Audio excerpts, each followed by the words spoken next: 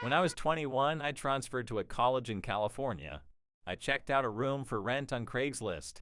It was in a nice two-bed apartment. It was cheap rent and close to campus, so it was the ideal spot. The girl who lived there was 30 and her name was Beth. She was tall and she had jet black hair and wore pale makeup. She seemed nice, although a little quiet, but she seemed to like me and agreed to let me move in. So far, so good. My first night there, we went out for pizza, and that's when I could tell that something was a little bit off with her.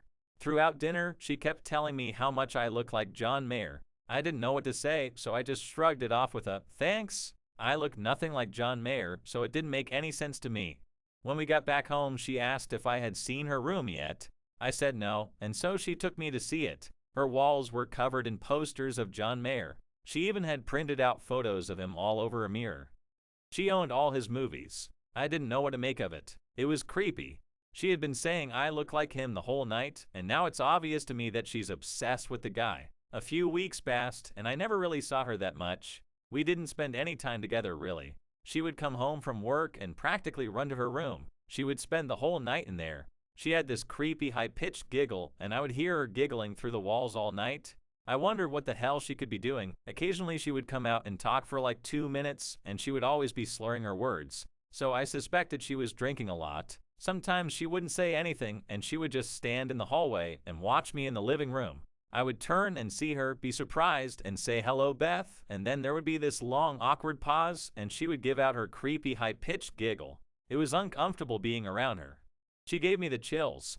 One night I woke up at around 2 a.m. because I heard what sounded like the front door being unlocked. I came out of my bedroom, and all the lights were off, but I could still see Beth standing at the front door. She had her face against it, and she was turning the lock back and forth over and over again. And every time she turned the bolt, she mumbled my name, "Jack, Jack, Jack." Seeing her standing in the dark and mumbling my name really freaked me out. And it doesn't help that she kinda looks like a bigger version of the girl from The Ring. I just quietly went back to my room and tried to sleep.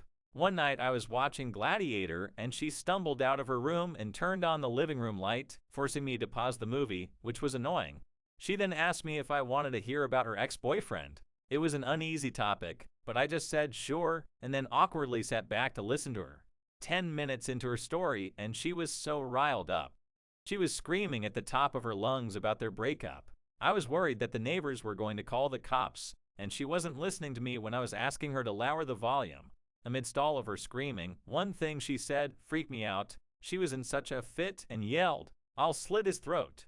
That was a big game changer. Suddenly I had no idea what this girl was capable of. She was practically a stranger, and everything I had seen was becoming alarmingly disturbing. After a few more minutes, she told me thanks for listening, and she startled her giggle. I got out of there pretty fast and went to my room to go to sleep. I had a pretty unsettled feeling about being in the house with her, and what was worse is that there was no lock on my bedroom door.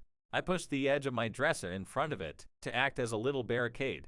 I woke up in the middle of the night to the sound of my dresser scraping against the floor. Beth was pushing the door open. I turned on my light, shouting at her to stop. I could see her through the opening of the door. She was so drunk and had this insane look in her eyes. I pushed the door closed and yelled at her to go to bed. I could hear her walk back to her room, but I couldn't fall back asleep. The next morning when I went out into the hallway, my heart dropped. I saw one of her steak knives on the floor by my door. I got goosebumps all over my arms. All I could think about was her saying she would slit that guy's throat. I confronted her about it, and she said she didn't remember trying to push my door open. She said she didn't even remember telling me about her ex. I had enough. My lease was month to month, so I found a new spot and moved out. About a month after I moved out, she contacted me. I was at the movies and my phone was off. When I got out, I turned my phone on, and to my shock, I received 40+ text messages that she had sent me over the past 2 hours.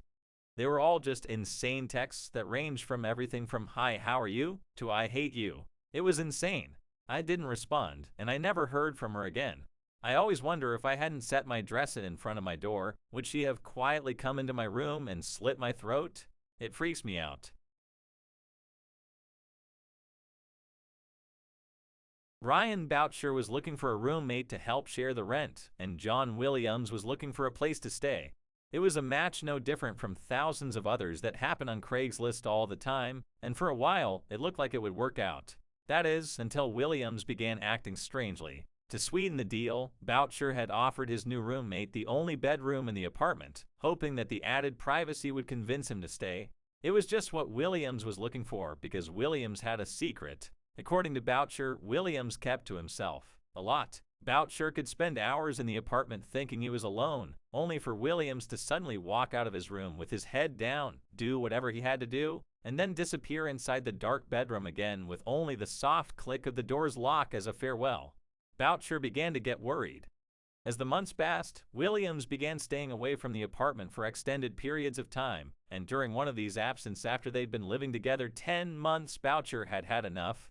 He broke into the locked bedroom, intent on packing up Williams's things and sending him on his way.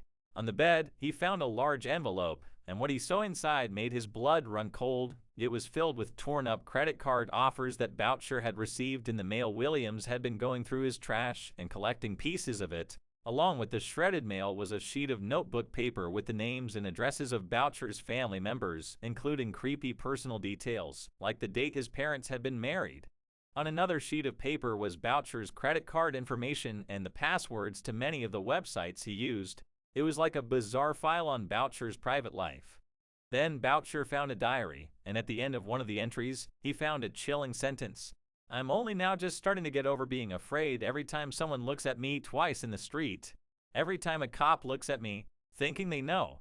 All it took was a quick Google search for Boucher to find his roommate on the front page of America's Most Wanted. Months earlier, William, real name Dino Lawrence Smith, had pulled off a brazen jewel heist in San Francisco, making off with $10 million in diamonds. A call to the police revealed that Williams was already in custody. Boucher never found out why he'd been collecting his personal information, but he does know that the situation could have ended much worse.